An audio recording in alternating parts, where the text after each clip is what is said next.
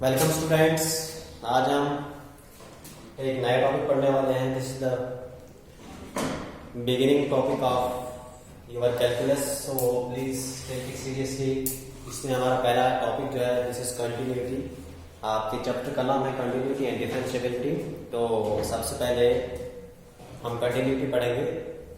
तो कंटिन्यूटी के बारे में एक इम्पॉर्टेंट बात ये है, क्योंकि कंटिन्यूटी और डिफरेंशिएबिलिटी जो है ये आपस में इंटर रिलेटेड है। इनका आपस में बहुत ही अच्छा चोली दामन का साथ है। तो कभी क्वेश्चन आता है, थोड़ा सा इंट्रोडक्शन में ब्रीफली इंट्रोडक्शन देना चाहूंगा। लिमिट, कंटिन्यूटी और डिफरेंशिएशन, इनका बहुत आपस में गहरा ताल्लुक है। तो टॉपिक पर जाने से पहले इनका जो रिलेशनशिप है, इनमें जो ये जैसे ये आपस में रिलेटेड है, तो उसके लिए मैं एक छोटा सा ट्रिक आपको देना चाहूंगा, जो कि मैक्सिमम स्टूडेंट्स जो है वो कंफ्यूज होते हैं कि ये फंक्शन जो है अगर ये कंटिन्यूअस है तो इसमें ये डिफरेंशिएबल होगा, अगर ये कंटिन्यूअस है तो इसमें लिमिट एग्जिस्ट करेगी, अगर लिमिट एग्जिस्ट करेगी तो ये कंटिन्यूअस है, डिफरेंशिएबल है। तो इस कंफ्यूजन को दूर करने के लिए मैं आपके लिए एक छोटा सा ट्रिक ले आया हूं। तो मुझे उम्मीद है आप उसको सीरियसली याद रखेंगे, ध्यान से देंगे। एक छोटा सा एक आम वर्ड आपको याद रखना है। This is common to remember. LCD एक आम लफ्ज है, इसको आप याद कर सकते हो, ये आपको याद ही है एलसीडी। तो यहां से ये तीन चीजें हमारी क्लियर हो जाती हैं। Clear? LCD, L for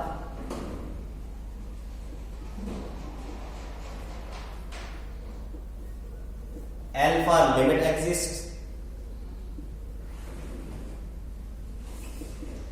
C for continuous, and D for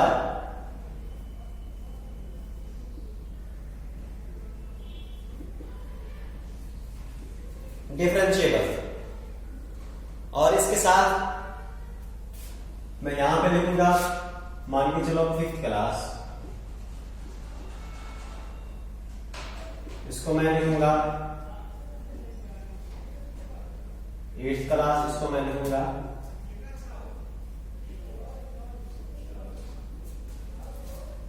इसको आप अभी मत देखिएगा, आप सिर्फ इसको देखिएगा कि अगर किसी फंक्शन में लिमिट एग्जिस्ट करेगी तो क्या वो कंटिन्यूअस हो सकता है कि नहीं हो सकता है, या अगर कोई फंक्शन कंटिन्यूअस है तो क्या उसमें लिमिट एग्जिस्ट करेगी, या क्या वो डिफरेंशिएबल है या नहीं है। तो ये चीज यहां से क्लियर हो जाएगी। मान के चलो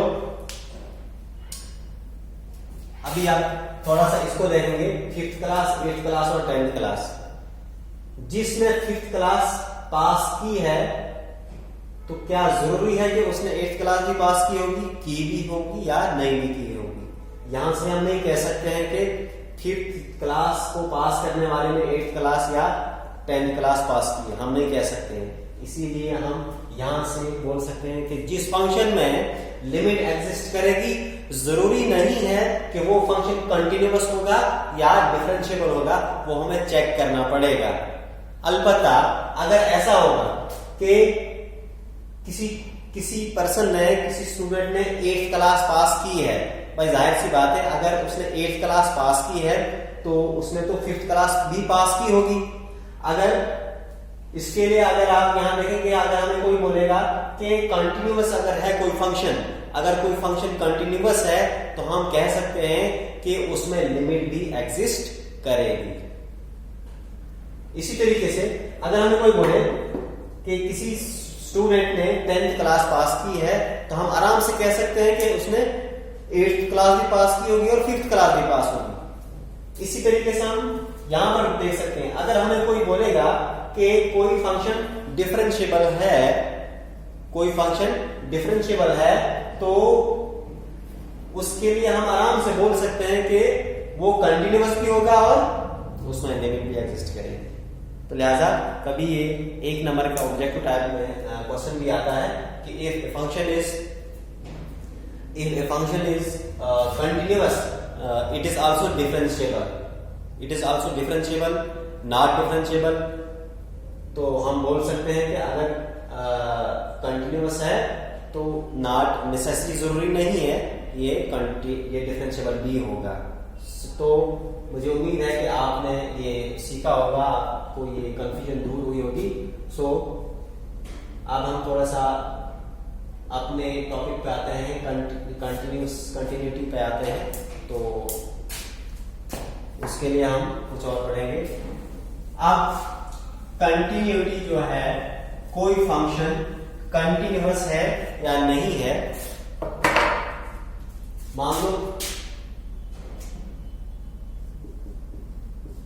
fx कोई फंक्शन है, अब इसको हमने बोलना है कि ये किसी पॉइंट पर कंटिन्यूअस है या नहीं है। मान के चलो हमें पॉइंट ए पे चेक करना है। कहां पे? पॉइंट ए पे चेक करना है। तो हमें कुछ नहीं करना है, हमें इसके लिए तीन चीजें निकालनी होती है। एक निकालनी होती है left hand limit, right hand limit और functional value. Left hand limit, right hand limit जो आपने 11th क्लास में भी पढ़ा है थोड़ा बहुत। तो उसके लिए इसको कंटिन्यूअस दिखाने के लिए हमने ये चीज दिखाना है, limit x goes to a negative fx। किस पर चेक करना है? a पे। तो ये लेफ्ट हैंड लिमिट है, वो बराबर होनी चाहिए किसके? Limit x goes to a positive या x tends to a positive fx, और वो बराबर होनी चाहिए f ऑफ a के।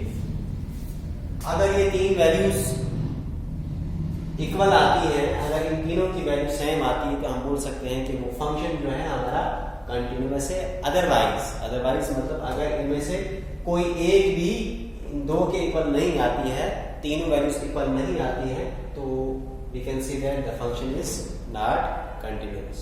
ओके, अब हम इस पर बेस्ड एक क्वेश्चन करते हैं, वहां से अच्छे से क्लियर हो जाएगा।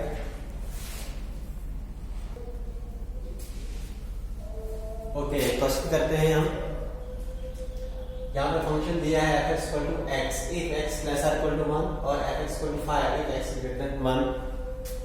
Is this function continuous at x equal to 0 और 1। हमने इस फंक्शन को चेक करना है कि 0 पे और 1 पे कंटिन्यूअस है कि नहीं करना है। तो हम पहले करते हैं at x इक्वल टू 0 पे चेक करते हैं। तो क्या करना है? वही left hand limit, right hand limit और फंक्शन वैल्यू निकालनी है। पहले हम निकालेंगे लेफ्ट हैंड लिमिट। तो कैसे निकालते हैं? लिमिट x गोज टू या x टेंड्स टू, किस पे हमें चेक करना है? 0 पर। 0 नेगेटिव, 0 से लेफ्ट, 0 से बिल्कुल थोड़ा सा लेफ्ट हमें चेक करना है fx में। तो देखिए आप, अब fx की वैल्यू क्या लिखनी है हमने? fx की वैल्यू यहाँ पे 2 है, fx equal to 5, fx equal to x और fx इक्वल टू 5। अब हमें कौन सी वैल्यू लिखनी है? क्योंकि हमारा जो इस वक्त हम चेक जो कर रहे हैं, हम कहां पे चेक कर रहे हैं? 0 नेगेटिव, 0 से थोड़ा लेफ्ट साइड, 0 से थोड़ा सा बिल्कुल थोड़ा सा लेफ्ट साइड हम चेक कर रहे हैं। तो फंक्शन कहां पे डिफाइंड है? 0 से कम। 0 से कम कहां पे हमें वैल्यू मिल रही है? वो मिल रही है यहां पे, x is less than 1। x is less than 1 जो है, अगर 0 इधर होता है तो 1 यहां पे होता है। तो 0 कहां पे हमें मिलेगा? 1 से कम ही जहां पे वैल्यू दी हुई है, ना कि यहां पे। यहां पे x इज ग्रेटर देन 1, यहां पे तो फंक्शन की वैल्यू ग्रेटर देन 1 है, जब हम ग्रेटर देन 1 के लिए बात कर रहे हैं। तो लिहाजा यहां पर फंक्शन की वैल्यू क्या आएगी? fx equal to x। अब निकालनी कैसे है? अब कैसे निकालनी है? क्या करते हैं? अब हमने x की जगह क्या लिखना है? x की जगह कुछ नहीं लिखना है, हमें लिखना है 0 से हमने माइनस जाना है, 0 से पीछे जाना है, क्योंकि 0 माइनस का मतलब 0 से हम लेफ्ट साइड जा रहे हैं। तो x की जगह हमें लिखना है x टेंड्स टू, x जा रहा है कहां, 0 माइनस, 0 से पीछे, 0 से कम, 0 माइनस। अब कितना जाते हैं हम, क्योंकि मैंने बोला 0 से बिल्कुल साथ में, 0 से तो बहुत कम, तो बहुत कम मतलब बहुत ही स्मॉल क्वांटिटी हमने जाना है। तो स्मॉल क्वांटिटी के लिए हम यहां पे लेते हैं h, लिमिट 0 माइनस h मैंने लिखा किसकी जगह, x पर, जहां पर x टेंड्स टू, जहां पर x जो है ये बहुत ही स्मॉल क्वांटिटी होती है, तो ये टेंड करती है इसके लिए 0 के लिए। तो अब इसको सिंपल सॉल्व करेंगे, h की जगह हम 0 पुट करेंगे, 0 का 0 minus 0 is equal to 0। So left hand limit कितनी आई, 0। अब हम निकालेंगे right hand limit. Right hand limit कैसे निकालेंगे, 0 से थोड़ा राइट साइड इधर, limit x goes to 0 positive f of x is equal to limit x goes to 0 positive. अब फंक्शन की वैल्यू यहां पे क्या आएगी, कहां हम देख रहे हैं, 0 से थोड़ा आगे बदल रहे, 0 से बिल्कुल राइट साइड, पहले हम 0 से लेफ्ट साइड, थोड़ा सा लेफ्ट साइड देख रहे थे, और 0 से राइट साइड आप इस बार हमें देखना है।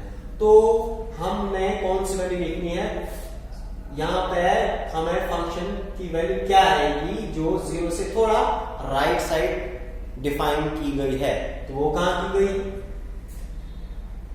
देखिए जो ये वैल्यू जो है, मत आप यहां कंफ्यूज हो जाएं, मत आप ये वैल्यू लिखें, ये इसके लिए भी हमारे पास यही वैल्यू आएगी। क्यों आएगी, क्योंकि यहीं पे हमारे पास 0 से थोड़ा अगर हम राइट साइड जाएं, यहीं पे हम इसी इंटरवल में हमारे पास ये वैल्यू मिलेगी, 0 से 0 पॉजिटिव, 0 से थोड़ा बढ़, 0 से थोड़ा आगे राइट साइड। अगर हम ये वैल्यू लेंगे, ये वैल्यू ले तो ये वैल्यू तो x इज ग्रेटर देन मान है, ग्रेटर देन मान मतलब 1 से आगे, 1 से ज्यादा आगे। तो 1 से आगे अगर हम लेंगे तो वो हम उस पॉइंट पे चेक नहीं कर रहे हैं, हम किस पॉइंट चेक कर रहे हैं, हम कर रहे हैं 0 प्लस, 0 से थोड़ा आगे, 0 से थोड़ा आगे मतलब ये, तो इसलिए इसकी वैल्यू भी कितनी आएगी, x ही आएगी। अब कैसे निकालेंगे, x की जगह हमें क्या लिखना है, 0, x क्या टाइम कर रहा है, 0 प्लस, तो कितना हमें प्लस जाना है, थोड़ा ही जाना है, स्मॉल क्वांटिटी। तो लिमिट x की जगह हम लिखेंगे 0 प्लस h, जहां पर h टेंड्स टू 0, अब h की जगह भी 0 लिख सकते हैं, 0 plus 0 is equal to 0। Okay, अब f ऑफ 0 हमें निकालना है फंक्शन वैल्यू, तो f ऑफ 0 अगेन वो कहां पे हम लिखेंगे, 0 कहां पे डिफाइन है, इसी इंटरवल में फिर से डिफाइन है, तो f ऑफ 0 भी कितना आएगा, अगर f ऑफ x है, x के लिए हम 0 ले रहे हैं, तो f ऑफ 0 भी 0 ही आएगा। therefore we can say that limit x goes to 0 negative f of x is equal to limit x goes to 0 negative 0 positive f of x equal to f of 0, तीनों values same आ रही है, we can say that fx is continuous।